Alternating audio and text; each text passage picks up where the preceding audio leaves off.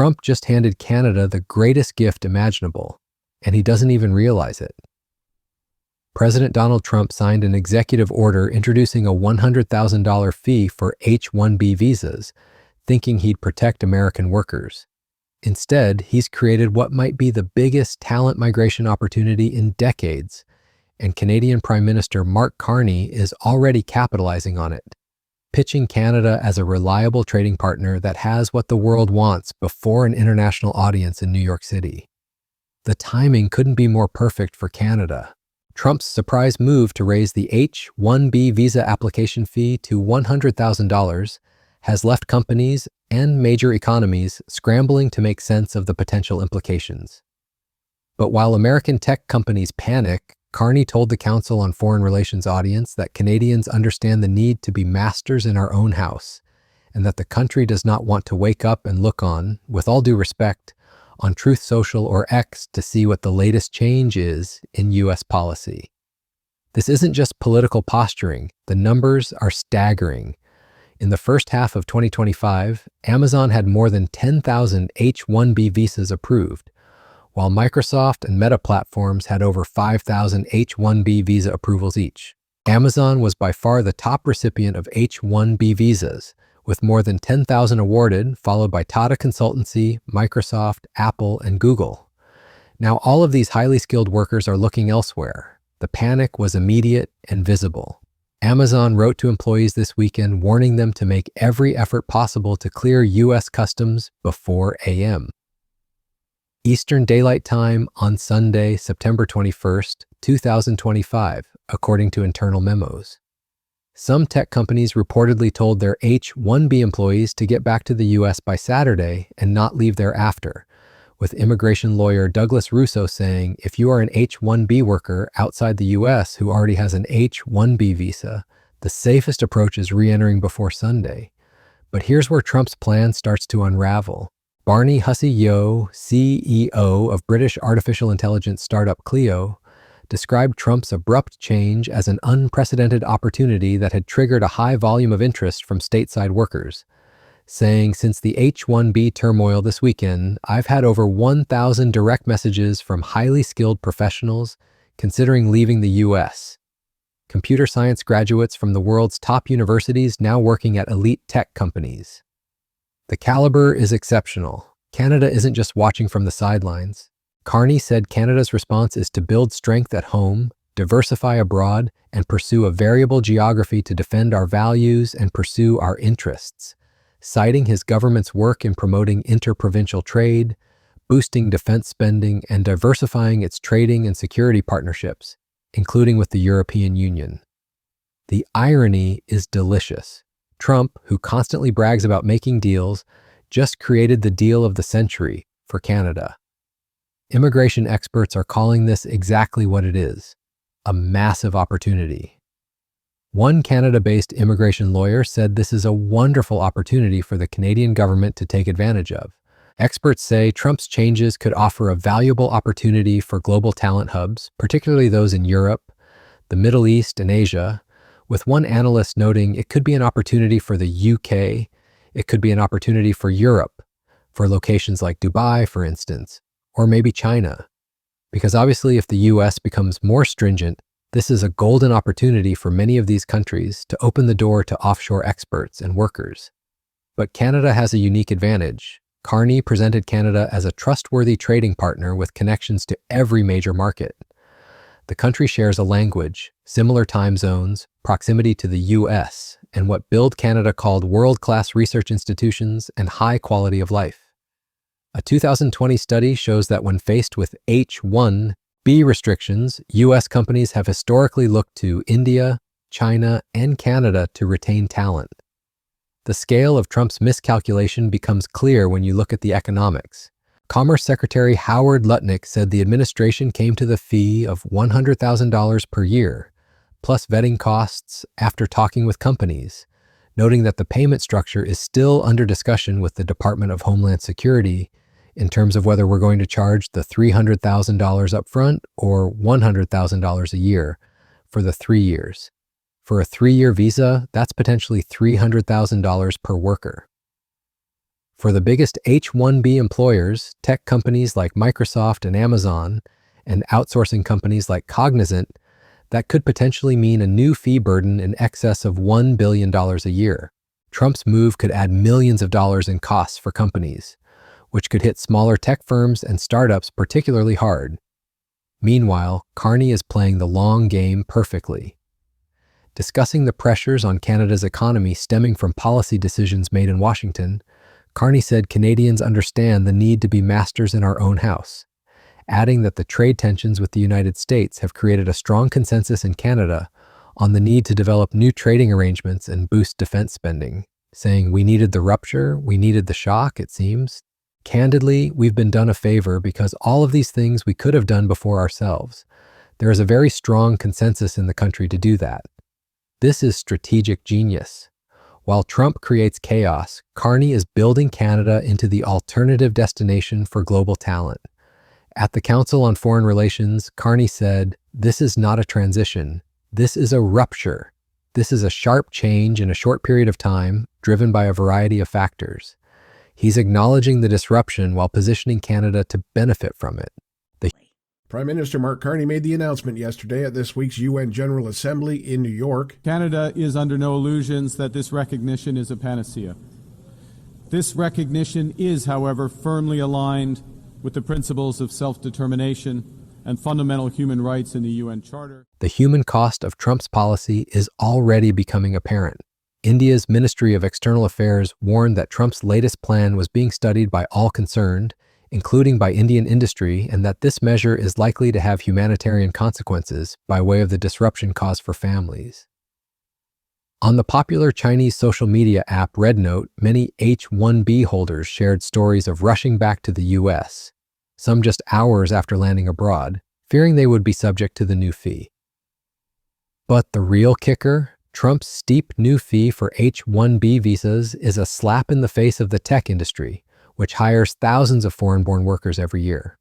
With Amazon sponsoring the highest number of workers on H-1B visas this year, followed by Tata, Microsoft, Meta, Apple, and Google. These are the same companies whose CEOs have been trying to curry favor with Trump. Trump's steep new fees on the H-1B visa program highlight the extent to which tech companies and the billionaires who run them are failing in their ongoing efforts to curry favor with the president, even as the founders and CEOs of almost all of the top H-1B sponsors have assiduously courted Trump in his second term. The policy contradictions are glaring. Trump's stance on the H-1B visa program has fluctuated, and the issue has sharply divided his supporters at times. The president restricted access to foreign worker visas during his first term and has targeted the H-1B program in past remarks. But during the 2024 campaign, he signaled openness to giving some foreign-born workers legal status if they graduated from a U.S. university. Trump also defended the program last December, telling the New York Post that he's a believer in H-1B, saying, "I've always liked the visas. I have always been in favor of the visas. That's why we have them. The legal challenges are already mounting." Aaron Reichlin-Melnick, policy director of the American Immigration Council, questioned the legality of the proposed new fees, saying Congress has only authorized the government to set fees to recover the cost of adjudicating an application. Industry experts are calling this exactly what it is: economic self-sabotage. Didi Das, partner at venture capital firm Menlo Ventures, said adding new fees creates disincentive to attract the world's smartest talent to the U.S., warning if the U.S. ceases to attract the best talent, it drastically reduces its ability to innovate and grow the economy. Some analysts suggested the fee may force companies to move some high-value work overseas, hampering the U.S.'s position in the high-stakes artificial intelligence race with China. This is exactly the opposite of what Trump claims to want. The global implications are massive. India was the largest beneficiary of H-1B visas last year, accounting for 71% of approved beneficiaries, while China was a distant second at 11.7%. These aren't just any workers. The H-1B visa program is for highly educated, high-skilled workers like software engineers or medical professionals, with American companies seeking to hire a foreigner on an H-1B visa required to first attest that they haven't been able to find American workers with similar skills, and that the foreigner will earn a salary similar to what an American worker would earn. Canada is positioned perfectly to capture this talent. The country has everything these workers want. Carney said Canada has the resources, talent, and ingenuity the world needs in a time of political and economic turbulence. Plus, Canada's immigration system, while having its own challenges, doesn't impose prohibitive fees that price out the world's best talent. The confusion around Trump's policy implementation has been a disaster. Initially, U.S. Secretary of Commerce Howard Lutnick said the fee would be paid annually and would apply to people seeking a new visa as well as renewals. Lutnick's comment prompted major tech firms, including Amazon, Microsoft, Meta, and Alphabet, which is Google's parent company, to warn employees with H-1B visas to stay in the country or return quickly.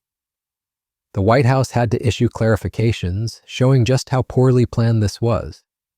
Meanwhile, Carney is executing a masterclass in strategic communication.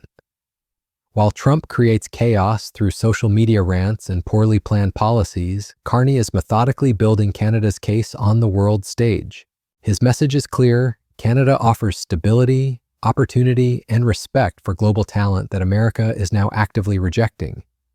All I got from the United Nations was an escalator that on the way up stopped right in the middle. For nearly an hour, Trump bounced between lecturing world leaders Your countries are going to hell. and offering to help fix their problems, urging them to enforce strict borders and abandon green policies. If you don't get away from this green scam, your country is going to fail. And he admonished countries like Canada that recognize the Palestinian state. The rewards would be too great for Hamas terrorists for their atrocities. But some of his sharpest criticisms were for the UN itself. Not only is the UN not solving the problems it should, too often, it's actually creating new problems for us. The economic data backs up Canada's opportunity. Congress allows 85,000 H-1B visas to be issued through a lottery each year, and government data show that the largest number of those workers are sponsored by large tech firms like Amazon, Microsoft, and Apple. That's 85,000 highly skilled workers annually who might now look elsewhere. Roughly 2/3 of jobs secured through the H-1B program are computer-related, government figures show, but employers also use the visa to bring in engineers, educators, and healthcare workers. These are exactly the kinds of workers every developed economy wants. The timing of Carney's New York speech wasn't coincidental.